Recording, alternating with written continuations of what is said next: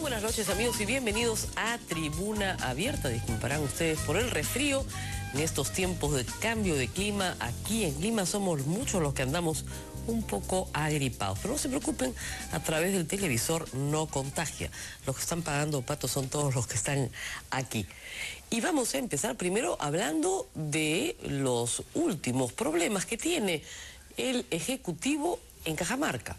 Pero esta vez le tocó el turno al presidente del Congreso. Miren ustedes lo que dijo sobre el presidente regional de Cajamarca. Lo que tenemos que tener en claro es que hay una crisis de autoridad, ¿no? O sea, ahora no sabemos si las elecciones de presidentes regionales tienen algún sentido o no tienen, porque viene un conflicto, se forma un frente de defensa, y el frente de defensa se pone por encima del alcalde distrital, por encima del alcalde provincial, por encima del presidente regional. Entonces, ¿para qué tenemos elecciones en las regiones? O sea, que él tenga problemas de autoridad, que tenga problemas de manejo en su propia región, no significa que el resto lo deba tener.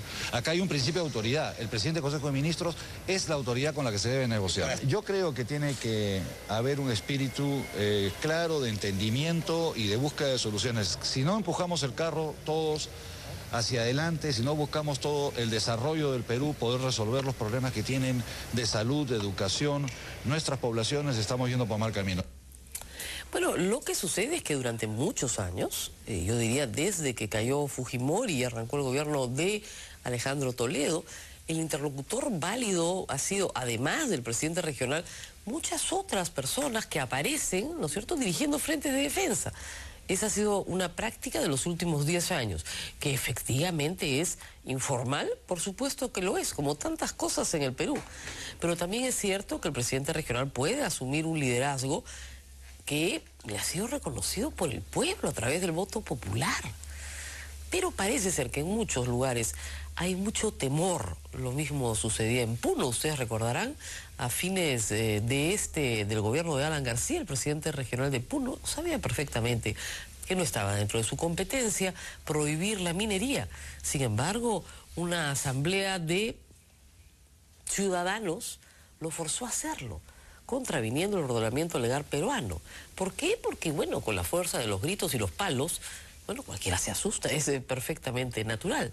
Pero los presidentes regionales no pueden ser rehenes de personas u organizaciones que, a riesgo de promover su revocatoria, los obligan a tener conductas extremistas y no sentarse a discutir problemas que son muy importantes para su tierra. Y Alejandro Toledo dio declaraciones hoy nuevamente, lo había hecho ya el día domingo, pero escuchemos lo que dijo hoy en la mañana aquí en ATV. Yo noté al presidente que quería hacer un cambio sustantivo en su gabinete y después de una larga conversación le dije, presidente, siéntase cómodo.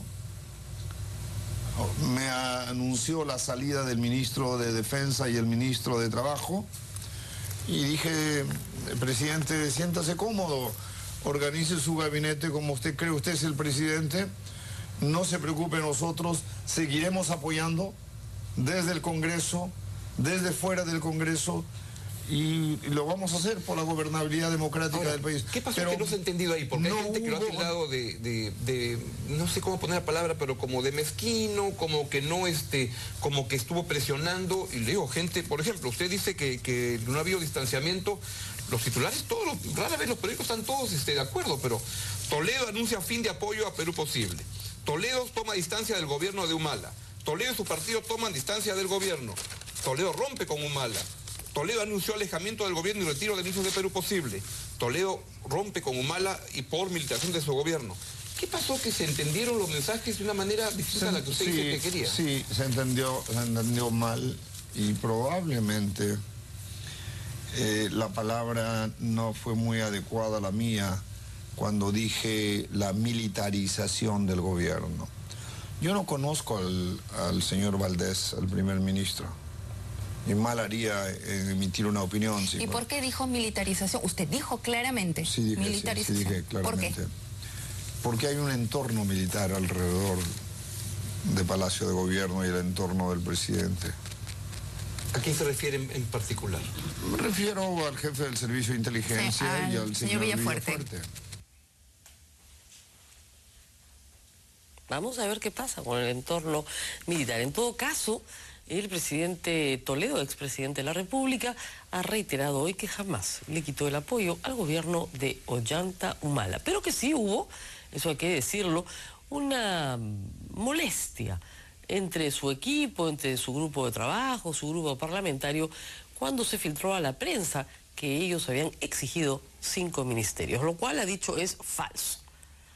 Y vamos a declaraciones del presidente Alan García. Están hablando hoy los expresidentes, muy locuaces desde el fin de semana, señalando que cree que Alberto Fujimori está muy enfermito. Escuchemos. Cada día que pasa, Alberto Fujimori tiene más años y evidentemente su situación, según las fotos que se ven, ya a mí me duele personalmente. No es su autorretrato. Es verdad, es una tragedia. Yo siempre he creído en la justicia, pero no creo en la crueldad. Y no creo en el ensañamiento con el que está vencido y que no tiene aparentemente mayor futuro. Entonces, cada día que pasa, el pueblo peruano, que es bueno, el pueblo peruano es generoso, tiene corazón y es querendón, comienza a cambiar su punto de vista y día que pase, llegaremos al 75% que diga, denle el indulto de una vez. Y esa es una arma interesante que tiene el gobierno en sus manos, es decir, mostrarse bondadoso, generoso. Claro, uno dirá, el país puede quedar mal poniendo en libertad a una persona que ha sido juzgada por unos crímenes y por haber roto la democracia. Sí, pero una persona de hace 20 años es diferente a una persona de hoy. Es decir, en el sentido, primero que ya ha sido sancionado, y lo que es peor para un político, avergonzado, que es terrible. Más que sancionado, estar en la cárcel, usted puede estar ahí sentado, pero lo avergüenzan. Entonces, creo que se viene un crecimiento en la voluntad nacional por eso lo veo. Me preguntaron, ¿usted por qué no lo indultó? Señor, porque en ese momento no estaba en la situación que está actualmente. Yo creo que a mediados de año va a mostrar un deterioro mayor por edad y por tiempo, ¿no? Y que lo diga el señor presidente. Uno no es la misma persona que hace 20 años, ¿no? Y que lo diga. Pero hay que decir una cosa, esas fotos, esos videos que dice el señor García, haber visto, solamente los debe haber visto él, porque los que todos hemos visto son de la época en la que él era presidente. ¿O no? Son videos de cuando él era presidente de la República, es decir, antes del 28 de julio. No son videos de la semana pasada. Nadie ha visto una foto de Alberto Fujimori en los últimos meses. Esos videos fueron tomados cuando el señor presidente Alan García ejercía el mando. Entonces, si le impactaron tanto, si le parece que su salud está tan trágicamente deteriorada, ¿por qué no lo indultó? ¿Por qué no lo indultó él? Porque todos sabemos, y probablemente él lo sepa también, que el estado de salud se establece de una forma objetiva, no por una foto o por una película o por un video, sino por una junta médica. ¿No es cierto, Mario? Yo ahorita me siento pésima, por ejemplo, pésima, pero acá estoy sentada trabajando. Pero si no hay un médico, seguramente les diría que estoy con fiebre. Bueno, así es. Tiene que venir alguien y tomarte la temperatura y determinar cuántos grados de fiebre tienes. No, ay, qué pena me da. Qué tristeza, porque eso es manipulación de los sentimientos populares y eso no se le hace al pueblo. Él tenía el poder de indultarlo. Si realmente lo conmovía tanto su situación y le dolía tanto, ¿por qué no lo indultó? Es ahí la pregunta. Vámonos a una todavía declaración del ministro de Justicia que está muy molesto y con toda razón, porque el Poder Judicial le dio vacaciones anticipadas a Lori Berenson. La gran pregunta es, ¿volverá? Veamos. Bueno, estamos muy preocupados por esa autorización de viaje al exterior de la señora Berenson. Creemos que no es la fórmula y lamentamos que el Poder Judicial haya tomado esa decisión. Esperamos y los abogados del Estado están trabajando firmemente para que estas dos solicitudes que están pendientes, la de Lautaro Mellado y Nancy Gilbonio, sean por supuesto improcedentes. Creemos que las personas no tienen que tener ese tipo de facilidades. Estas personas no tienen que tener ese tipo de facilidades en el país, ¿no? Recordemos que Lori Berenson estaba condenada a 20 años por su colaboración con el terrorismo, con el grupo terrorista MRTA. Ella no había cumplido 15 aún cuando fue excarcelada, utilizando los beneficios que la ley le franqueaba de haber cumplido casi 3/4 partes de su pena.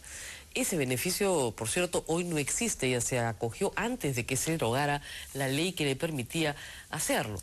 Al acogerse a este beneficio, se le obliga a la persona, en este régimen de libertad condicional, a residir en el Perú, en tanto no termine de cumplir su pena.